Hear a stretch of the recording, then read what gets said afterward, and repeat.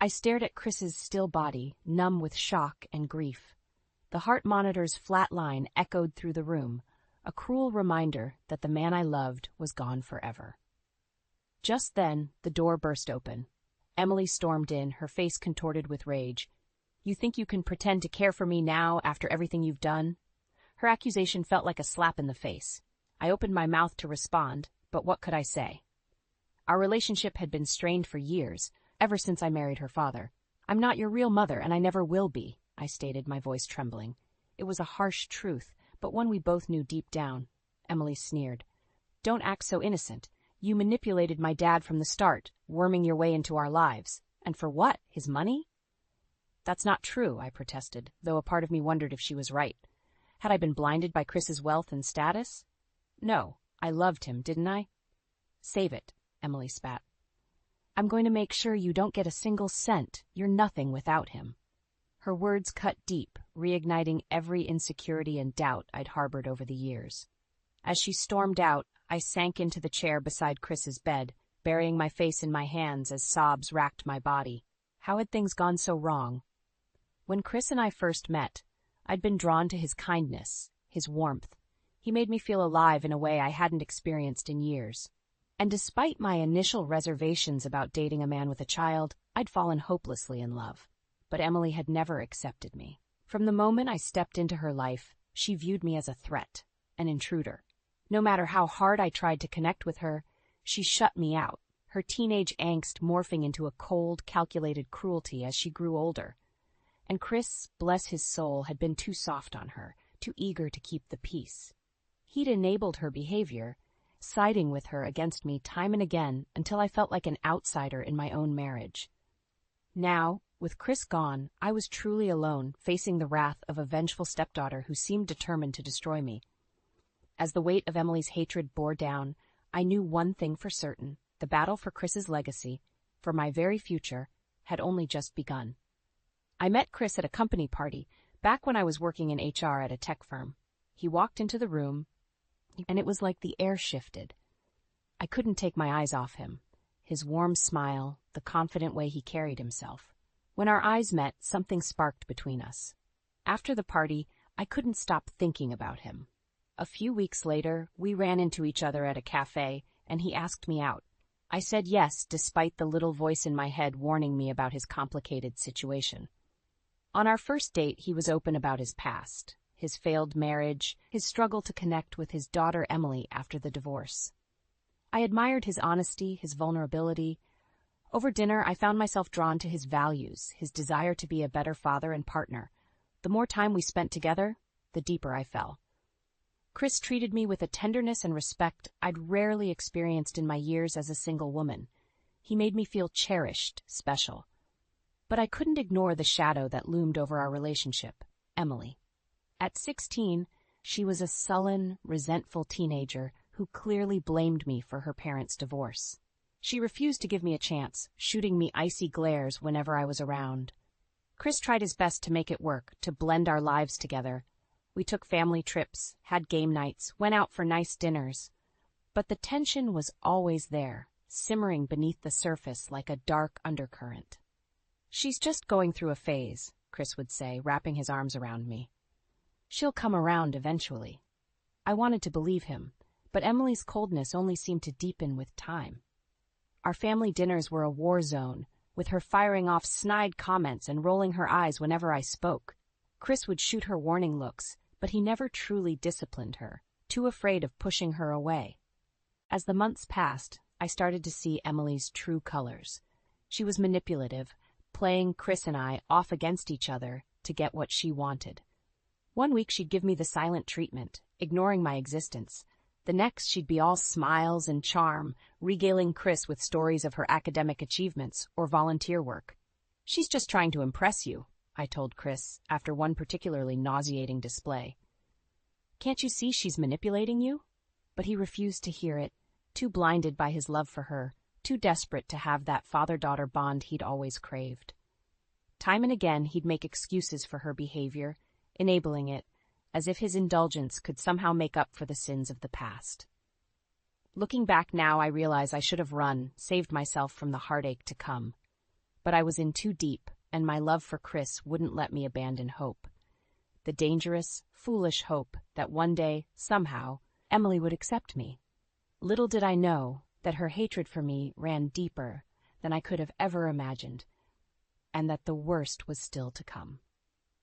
After Chris and I got married, I hoped things might improve with Emily. I was her stepmother now, an official part of the family. Surely that had to count for something. But Emily remained as distant and hostile as ever. On our honeymoon, she called Chris multiple times, always with some dramatic crisis that needed his immediate attention. When we finally returned home, exhausted, she greeted us with a look of pure disdain. "Enjoy your little vacation?" she sneered as I walked through the door. I forced a smile. "It was lovely, thanks for asking." She rolled her eyes. "Whatever, at least now you got what you wanted, a rich husband to take care of you." The words stung, but I didn't rise to the bait. After setting my bags down, I turned to leave, only to hear her mutter under her breath, "Gold digger." I whipped back around, fury rising in my chest.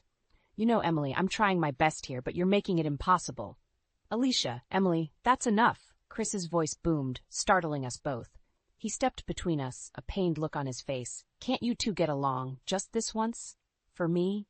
Emily immediately softened, her expression turning contrite. "I'm sorry, Daddy. I'll try harder, I promise."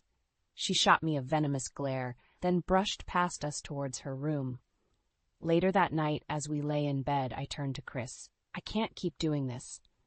The way she treats me." "Shh." He pulled me close, stroking my hair. "Give it time. She's been through so much with the divorce.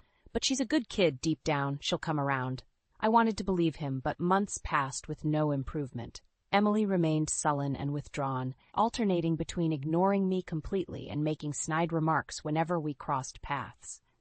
Chris insisted on family dinners, saying it would help us bond. But they only seemed to make things worse. One night, over a meal of rubbery chicken and limp broccoli, Emily announced, "I got an A on my English paper. The professor said it was the best in the class." "That's wonderful, honey," Chris beamed. "I knew you could do it." He turned to me, his eyes shining with paternal pride. "Alicia, did you hear that? Isn't that great?" I forced a smile. "Yes, that's really impressive, Emily. Well done." She narrowed her eyes at me, nostrils flaring, as if my praise was deeply offensive. "It's no big deal, just something talented people can do." The barb hit its mark. I felt myself shrink under her withering gaze. Chris, ever the peacemaker, quickly changed the subject. But I could barely focus, Emily's words echoing in my mind like cruel taunts. After dinner, as I cleared the plates, Emily brushed past me with a sneer. "Thanks for doing your job, Cinderella." I sucked in a sharp breath, fighting back tears. Why was she so determined to hurt me at every turn? What had I done to deserve such venom from her? As the weeks rolled by, the isolation and anxiety took their toll. Some nights, I lay awake for hours, my mind racing with doubts. Was I the problem? Was I not trying hard enough? If only I could get through to Emily, make her see that I loved her father more than anything. But she seemed dead set on making my life a living hell. The young woman I'd hoped to form a bond with was little more than a vindictive stranger determined to shut me out. And the harder I tried to break through, the more viciously she lashed out, until one fateful day when all my worst fears would finally come to light. As Emily progressed through high school and college, her disdain for me only intensified. She became a master manipulator, using her charm and intelligence to wrap Chris around her finger whenever she wanted something. "Daddy, can I please get the new iPhone?" She'd coo, batting her long lashes. "All my friends have it, and I really need it for school projects." Chris would hesitate, looking at me uncertainly, but then Emily would pout those full lips, and he'd instantly cave. "Oh, all right, anything for my little girl." I'd try to reason with him later. "Chris, she's taking advantage of you. She doesn't need another new phone. Her old one works perfectly fine." But he'd just shake his head adamantly. "Alicia, you don't understand. I have to make up for all the years I missed when she was growing up. Just let me do this for her, okay?" And so it went, with Emily constantly working her wiles to get clothes, cars, vacations, you name it. While we lived comfortably, we certainly weren't the millionaires she seemed to think. But Chris never put his foot down, blindly indulging her every whim, no matter how outrageous or expensive. "Stop spoiling her rotten," I'd snap at him during our worst fights. You're only encouraging her entitled, manipulative behavior. Chris's brow would furrow, anger flashing in his eyes. Don't you dare talk about my daughter that way. She's been through enough. The least I can do is give her what she wants. His words sliced through me, the implication clear. Emily's needs would always come before mine. Before us. During Emily's college years, she pulled similar stunts to earn Chris's approval, regaling him with tales of her academic achievements and grand future plans, all while throwing me contemptuous glances, making it clear I'd never be a part of that brighter future she dreamed of. I got an internship at a prestigious law firm, she announced one night at dinner, chin raised defiantly as she stared me down. They said I'm on track to be a partner after I finish my degree. That's wonderful, Pumpkin, Chris gushed, looking at her with naked pride. He turned to me expectantly. Alicia, doesn't that sound impressive? I forced a tight smile. Yes, very impressive. Congratulations, Emily. She sneered at my lukewarm praise. You could at least try to act like you care about my accomplishments. The hurt must have shown on my face because Chris immediately turned on me with a glare. She's right, Alicia. You could be a bit more supportive. My cheeks burned with humiliation as his words washed over me. What did I have to do? Grovel at her feet? This pattern continued for years. Emily constantly one-upping me and rubbing her triumphs in my face, Chris fawning over her while admonishing me for not being sufficiently awed by his precious daughter's perfection. By the time Emily finished college and began working, the resentment and bitterness had driven an unbridgeable chasm in my marriage. We could barely look at each other without dredging up the emotional scars, the unhealed wounds of two parents caught in the merciless grip of divided loyalties. I love you, Alicia, but she's my little girl, Chris would say helplessly during our worst clashes, as if those words could somehow justify or excuse the hell my life had become. I understood in a way. Emily was his flesh and blood, the living embodiment of the family he'd lost through his own failings. Making it up to her, regaining her approval, it had become his singular obsession. But at what cost? By allowing her hatred and manipulation to fester unchecked, Chris had enabled a rift that may never be mendable, a rift that would soon tear our whole world asunder. Little did I know that the worst was still to come, and that Chris's death would be the spark that ignited Emily's rage into an unholy blaze of vengeance. I'll never forget the night Chris died. We were having one of our usual tense dinners, the air thick with unspoken resentments. Emily had just announced some new career triumph, basking in her father's adoring praise while shooting me smug looks from across the table. Suddenly, Chris gasped and clutched at his chest, his face drained of color. Al! Alicia! In an instant, I was by his side as he crumpled from his chair. Chris! Oh my God! Somebody call 911!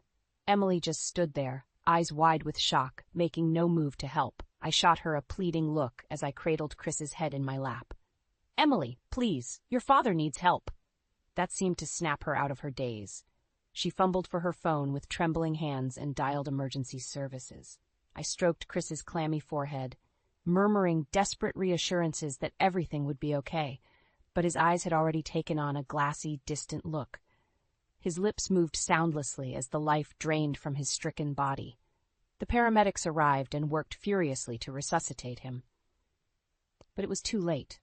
Chris was gone, claimed by a massive heart attack at just 50 years old.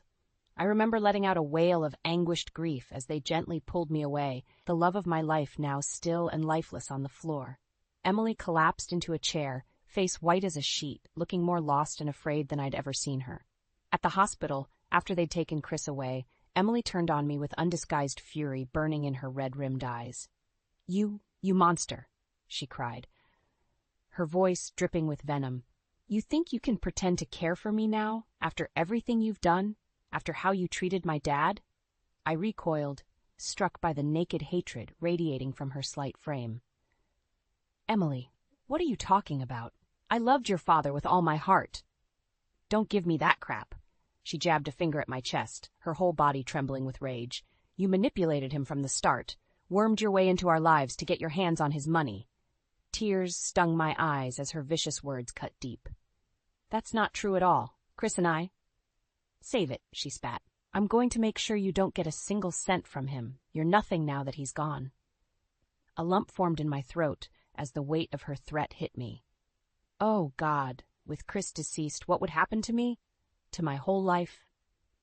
The next few days were a blur of funeral arrangements and grieving relatives. Emily was cold and distant, refusing to so much as look at me. I felt like a pariah in my own life, the outsider once more. Then came the reading of the will. We gathered at the lawyer's office, Emily shooting me hateful glares from across the room.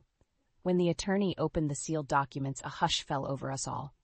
To my beloved wife Alicia, the lawyer read solemnly, I leave the majority of my assets and holdings, including the house, investments, and— No! Emily screeched, leaping to her feet. All eyes turned to her as she stabbed an accusing finger at me. She manipulated him. That money is rightfully mine. I shrank in my seat, bracing for the onslaught as Emily's eruption of fury washed over me in waves. The lawyer tried to interject, but she was unstoppable, years of pent-up hatred and resentment finally unleashed. You're going to pay for this? She hissed, her chest heaving. If it's the last thing I do, I'll make you suffer for what you've done to my family. You hear me? You're going to wish you never laid eyes on us. As a deathly silence descended, I knew with sinking dread that Emily's vicious threat was just the beginning. The battle lines had been drawn, and I was about to find myself in the fight of my life. Emily's meltdown at the reading of Chris's will was just the beginning of her crusade against me. In the days that followed, she launched into a relentless campaign of harassment and intimidation. That money should be mine, she'd scream whenever she saw me. You manipulated my dad into cutting me out. Her angry accusations followed me everywhere, the grocery store, the gym, even taking out the trash. She seemed determined to make my life a living hell at every turn. One afternoon, I arrived home from running errands to find her camped out on my front porch, eyes blazing with fury. There you are, you lying, gold-digging witch, she spat as I approached. Did you really think you could just take everything from me like that? I sighed warily. Emily, please. Your father wanted me taken care of after he was gone. That's all this is. Bullshit! She shot to her feet, fists clenched. I know you poisoned his mind against me over the years, turned him against his own flesh and blood. That's not true at all, I said, struggling to keep my voice even. I never tried to come between you two. Chris loved you more than anything. Emily barked a harsh laugh. Yeah, and look where that got him, dead before his time, while you swooped in like a vulture to pick over the remains. The cruel words lanced through me like daggers. I blinked back tears, suddenly regretting my fruitless attempts to reason with her. Just go, Emily, I said quietly, before one of us says something we can't take back. For a beat, her face contorted in an almost feral snarl. Then, without warning, she lunged at me, hands outstretched like talons. I gasped and stumbled back as she made a grab for my hair, her long nails raking my cheek. You evil, manipulative bitch. Instinctively, I shoved her away, sending her staggering backwards. She caught her balance, and we stared at each other, chests heaving, an unspoken line crossed. Emily's expression morphed into a vicious leer. Don't think this is over. Not by a long shot. I'm going to destroy you. Do you hear me? Destroy. You. With that, she whirled and stormed off, leaving me shaken and nursing the welt already forming on my face. Over the next few weeks, the attacks escalated from the verbal to the undeniably criminal. My car tires were slashed repeatedly. Nasty, obscene graffiti was spray-painted across my garage door. Even a brick came crashing through my front window one night, narrowly missing my head. I went to the authorities, but they could do little without catching Emily in the act. She was careful to leave no fingerprints or witnesses, her bright future as a hotshot lawyer always at the forefront of her calculated attacks. Please, you have to do something, I begged the detective assigned to my case. She's unhinged, a complete danger to herself and others. The gruff officer just shrugged, unmoved. Look, lady, I get that you're going through a tough time, but without hard evidence, there's not much we can do about a family dispute over some money. My protests fell on deaf ears. Emily had me cornered, and she knew it. The assaults just kept coming. Vile letters filled with threats and accusations, scratches along the sides of my car, and that malicious presence always lurking. I became afraid to leave my own home, jumping at every sudden noise or movement. The stress and fear were taking a heavy toll, both emotionally and physically.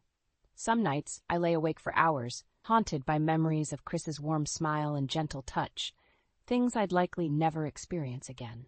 That's when I realized with sinking dread that Emily's revenge went far deeper than mere money or inheritance. This was about stripping me of everything: my home, my safety, my very identity as Chris's wife, until I had nothing left but the torment of her hatred bearing down like a crushing weight. Something had to be done. I couldn't go on living like this, a prisoner in my own life. It was time to fight back, no matter how ugly or painful it became. Little did I know that confronting Emily's cruelty head-on would blow the lid off an even darker, more disturbing truth, and set me on a collision course from which there could be no return. I realized Emily's vendetta against me went far deeper than just jealousy or resentment over the inheritance. There was a twisted, almost pathological hatred burning within her, fueled by years of manipulation and deceit. The truth began to unravel when I was going through some old storage boxes and came across Chris's laptop from a few years back. On a whim, I booted it up and started browsing through his files, my heart aching at every photo and document reminding me of happier times. That's when I stumbled across a folder simply labeled Emily. My breath caught in my throat as I opened it and began reading through the contents: emails, text messages, even voice recordings spanning years. Evidence of Emily's ongoing lies, sabotage, and efforts to undermine my relationship with Chris. It was all there in sickening detail. Fake emergencies and crises designed to pull Chris away from me. Exaggerated stories about me mistreating or neglecting her, voiced through teary phone calls pleading for her daddy's comfort and support. Even admissions from Emily about seeing a therapist for anger issues aimed at deliberately alienating me from the family. My blood boiled as I absorbed the damning messages one by one. So many of our marital problems, the endless fights and heartache, could be traced directly back to Emily's calculated machinations over the years. The vicious, remorseless depths she had sunk to in order to maintain her vice-like grip over Chris. When I finished reading through it all, I sat in stunned silence, tears of rage streaming down my cheeks. This whole time she had been gaslighting not just me, but her own father as well, playing us both like finely tuned instruments in her twisted campaign of sociopathic jealousy. That night, when Emily came barging into my home yet again to hurl more vile accusations, I was ready. I grabbed her by the wrist as she advanced, spinning her around and slamming her against the wall. "Let go of me," she snarled, struggling against my grip. "I'll have you arrested for assault." "Shut up and listen for once," I growled through gritted teeth. "I know what you've been doing all these years, you manipulative little monster." Her eyes went wide, jaw-dropping in an almost comical display of shock. What are you talking about?" Rather than explain, I released her and retrieved Chris's laptop from the other room, pulling up the file folder I'd uncovered earlier. Emily's eyes went flinty as she began scanning the documents and recordings, her mask of innocence shattering with each new revelation. "So this is how it's going to be," she spat, color rising in her cheeks. "You were always jealous of me and Dad's relationship. This is just some pathetic attempt to turn him against me, even in death." I could only stare at her in disbelief. "Are you deranged? Look at the evidence right in front of you. The lies, the sabotage. You had no problem deceiving and manipulating us to get what you wanted. Your own father," Emily sneered. "Please, he always took your side no matter what I did. Don't try pinning that on me." "You're sick," I shot back, disgust roiling in the pit of my stomach. "You've been playing the victim for years, but you're the one inflicting all this misery and destruction on this family." Her nostrils flared, lips peeling back in an ugly snarl. "This is far from over, you self-righteous bitch. In fact, it's only just beginning." She grabbed the laptop and hurled it against the far wall with a resounding crash, shattering the screen into a twisted spiderweb of shards. Then she whirled and stormed out, leaving a path of destruction in her wake. I sank to the floor, hands trembling as the full, ugly reality sank in. Whatever twisted psychological games Emily had been playing all this time, they had clearly warped her perception of reality entirely. There would be no getting through to her, no appeals to sanity or reason. I was well and truly trapped in her vengeful crusade. And as the ominous weight of her final threat hovered over me, I knew this was only the opening salvo of a war that could ultimately consume us both. After my confrontation with Emily and the chilling discovery of her years-long deception, I knew I had to take a stand once and for all.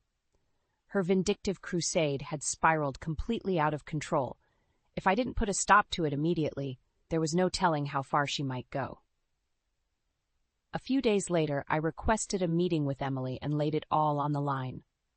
We convened at a stuffy corporate office downtown, the air thick with distrust and barely concealed hostility. Emily swept in, wearing a power suit and permanent sneer, all false bravado and entitlement. Well, if it isn't the wicked stepmonster herself, to what do I owe this dubious pleasure? I squared my shoulders, mustering every ounce of resolve. Cut the act, Emily. We're done playing games here. Oh? She arched an immaculately groomed eyebrow. Is that so? Because from where I'm sitting, you're the one who needs to quit while you're behind. Jaw clenched. I slid a thick manila envelope across the table towards her. I have ironclad proof of your years of manipulation and sabotage. The lies, the fake emergencies, even admitting to therapy explicitly designed to alienate me from your father. Emily's bravado flickered for just a moment before her sneer returned full force. So you've got some circumstantial evidence, so what? That doesn't change the fact that he chose you over his own daughter in the end. Don't you get it? I shot back, anger rising. Your jealousy and entitlement drove a wedge between you two long before Chris died. He spent years enabling your behavior, indulging your every selfish whim. That struck a nerve. Emily's nostrils flared as she leaned across the table, eyes blazing. How dare you? You think you can psychoanalyze me when you're the one who wormed your way into our lives? Dad loved me more than anything until you showed up. I shook my head sadly. Emily, wake up. Your whole perception of reality has become dangerously warped. I'm not the enemy here. I'm the one trying to help you see the truth about yourself before it's too late. She opened her mouth, then seemed to think better of it, snapping it shut again, as her expression contorted in disgust. When she finally spoke, her voice was laced with venom. You're right about one thing. This does end today, but not how you think. She rose abruptly from her seat, knocking it over with a clatter. I'm taking you down, one way or another. Maybe then Dad's memory can finally be at peace, free from your poisonous influence. Emily, listen to yourself, I pleaded, alarmed by the maniacal glint in her eyes. You're unraveling. Whatever delusions you've been clinging to, it's time to let go. But she was already stalking away, shoulders squared and fists clenched. Over her shoulder, she spat. Don't worry, you smug bitch. When I'm through with you, everyone will finally understand my side of things. I'll make sure of it. After she stormed out, I sat in stunned silence, emotions churning. Despite laying everything on the table, Emily was too far gone, her hatred too entrenched. There would be no reasoning with her, no bringing her back from the brink of her self-destructive obsession. In that moment, I made a difficult choice. For my own safety and sanity, I would have to cut Emily out of my life completely. She had made her bed, and now she would be forced to lie in it, dealing with the consequences of her malice and delusion. I consulted legal counsel and began the process of freezing Emily out of Chris's assets and estate. The lawyers warned it would be an uphill battle, given her unrelenting stance, but I didn't care. Even if it meant draining my own funds to the last penny, I was prepared to fight her tooth and nail. True to form, Emily came unhinged when the court orders went through, locking her out of further claiming her inheritance. She launched an all-out legal war, hiring a team of vicious attack dog attorneys committed to paint me as the villain at any cost. But I was ready this time. With Chris's true legacy, the evidence of Emily's treachery and manipulation, on my side, I weathered the vicious court battles with grim determination. Time and again, her attempts to strong-arm and bully me were thwarted by cold, hard proof. The protracted legal maelstrom bled Emily's finances dry. Her shiny new career as a hotshot lawyer in jeopardy as creditors came knocking. In a cosmic twist of karma, she even faced potential disbarment as her dirty tactics and suspect actions unraveled into the harsh light. Through it all, I refused to back down or compromise. This was about more than money. It was about stripping away the twisted facade Emily had been hiding behind her whole life, forcing her to finally face the ugly reality of her own misdeeds and delusions. In the end, she brought the ruin upon herself. But I had reclaimed something infinitely more valuable than any inheritance: my self-respect, sense of justice, and the ability to move forward with Chris's loving memory intact. As the dust settled and I surveyed the wreckage Emily's hatred had wrought, I felt an unexpected pang of sadness. For all the pain she'd caused, some small part of me still mourned the loss of what could have been a real bond, a sincere connection with my husband's child. A true family united through more than shared trauma and resentment. But I knew, deep down, that dream had died long ago, poisoned by Emily's all-consuming jealousy before it ever had a chance to bloom. She had made her choices repeatedly and with malice in her heart, and now she alone would have to live with the consequences. As for me, it was time to step into a new chapter, free from the shackles of the past and filled with hard-won wisdom. Though the scars would never fully heal, I carried Chris's spirit with me, determined to honor his memory by embracing life and love once more.